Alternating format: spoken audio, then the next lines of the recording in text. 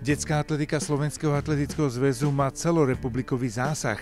Na väčšine slovenských škôl funguje nejaký projekt, kde sa školení tréneri denne venujú deťom už na prvom stupni. Dnes oveľa dôležitejšie ako kedysi.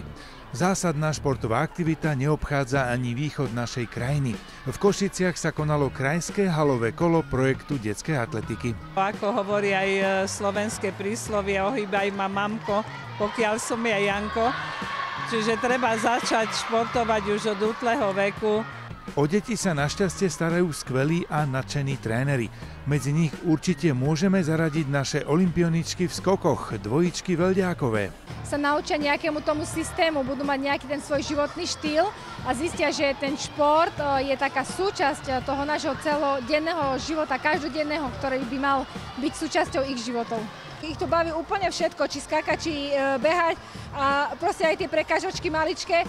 A tie deti, oni sa tak radujú, prídu, objmú hocikoho z toho družstva, ktorý tam je, alebo aj nájdu si nových kamarátov. Deti sa radi hýbu, radi behajú, radi skačú, zabavia sa pri tom a my, učitelia, s nimi určite takisto. Ďakujem pekne.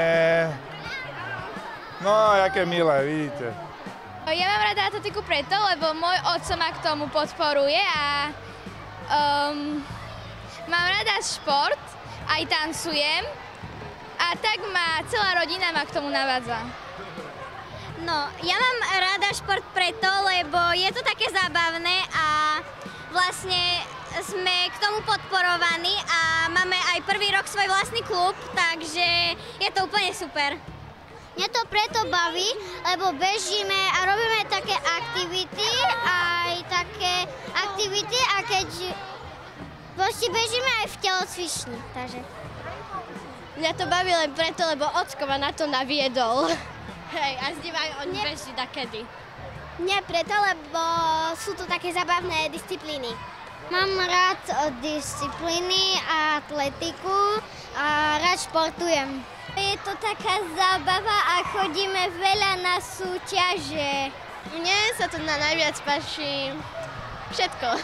Pre mňa je zábava behať, aj že chodím na súťaže. Mám rád šport, lebo rád športujem. Rád behám. Je zábavný a pozbudzujú viac ľudia.